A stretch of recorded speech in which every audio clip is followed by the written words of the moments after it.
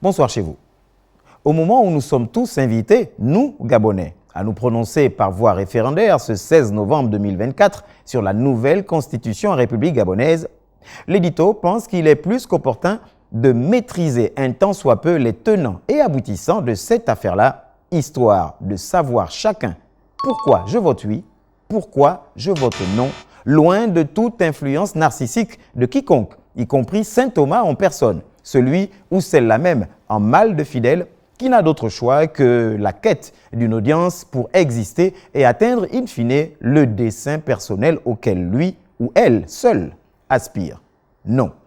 L'édito a donc à cœur aujourd'hui plus que jamais de se lancer dans un devoir de mémoire, à savoir d'une part l'historicité de la Constitution gabonaise de l'acte 1 à nos jours, avec en prime le contexte qui aura prévalu à chaque arrêt et donc l'esprit, sinon les esprits qui auront guidé chaque réécriture de 1959 à 2024. Mais avant tout, aux plus jeunes et en français facile, sachez que, encore appelée loi fondamentale, une constitution est un ensemble de principes qui fixent l'organisation d'un État ou d'un ensemble d'États. Elle a une valeur telle qu'elle est au-dessus de toutes les autres lois et normes étatiques. Et tenez-le-vous pour dit, chaque loi fondamentale mère marque le début d'une république.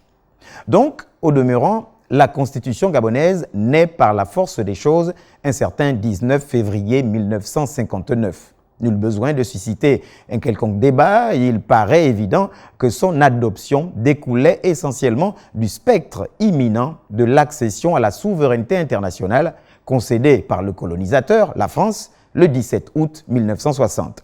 Une constitution taillée sur mesure par l'ancien maître pour prévenir les éventuelles futures sorties de piste qui auraient pu occasionner quelques désagréments, notamment sur la gestion parcimonieuse des stocks, gage d'une amitié solide, du moins selon Maître Corbeau de Jean de La Fontaine. Ici, on voit bien le contexte et l'esprit qui pouvait hanter la toute première mouture de la Constitution gabonaise.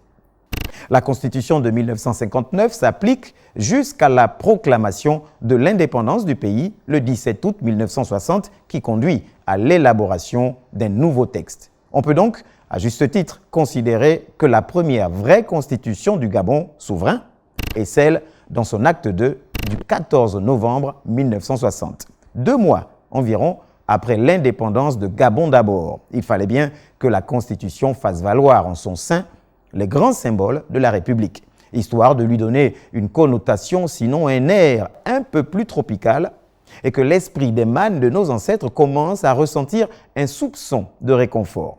On y a donc introduit, entre autres, l'hymne national, la devise du pays, les armoiries de la République et la maternité à l'état. Mais cette deuxième constitution à l'état ne fera pas long feu, puisque très vite, l'acte 3 nous conduit à une nouvelle rédaction le 17 février 1961. La donne change. Le politique au sommet décide d'un changement de paradigme. Le régime parlementaire fait place au régime présidentiel. L'on se souvient d'ailleurs, et toujours, du ticket gagnant Léomba Bongo, ABB étant le vice-président qui a ratissé large sur le terrain. Ici, l'esprit est guidé par la volonté politique qui pensait, à tort ou à raison, qu'une république naissante ne devait pas se laisser distraire par des sons dissonants. La dissonance, pourtant, va s'imposer avec le vent de l'Est dans les années 90 qui va contraindre plusieurs pays du continent à danser la valse de la démocratie.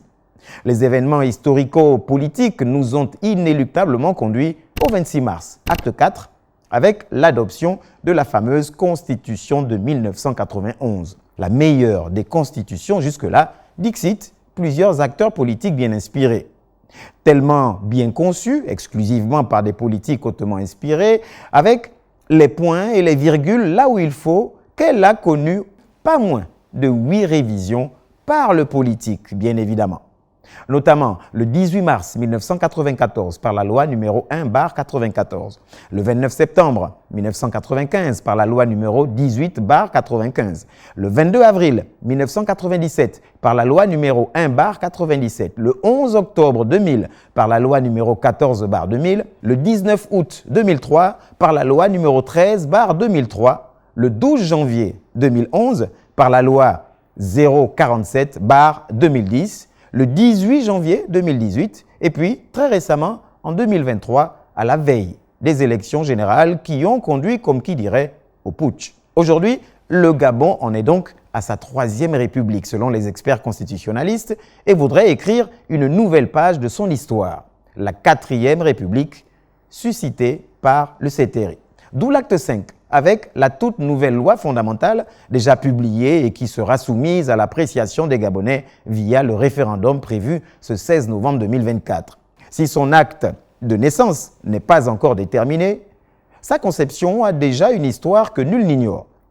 La première certitude, c'est que ses géniteurs sont bien connus, à telle enseigne qu'on ne saurait remettre en question sa nationalité bien gabonaise. Elle est issue, comme jamais auparavant, de Gabonais. Plus de 38 000 contributions. Mise en gestation par le dialogue national inclusif, environ 800 Gabonais. Mise en forme par un comité national constitutionnel, 21 constitutionnalistes composés de juristes et de politistes, et soumise à la censure de l'Assemblée constituante, Sénat plus Assemblée nationale. Faites le décompte. Mais à l'évidence, l'acte 5 met bien au devant de la scène une réelle volonté de rupture en tout point, à moins de faire montre d'une mauvaise foi sans précédent. Si les précédentes lois fondamentales n'ont pas donné la voix au peuple, celle sous l'ère de la transition a le mérite de consulter. Et pourtant, les débats contradictoires ne manquent pas. C'est aussi cela, la vitalité démocratique.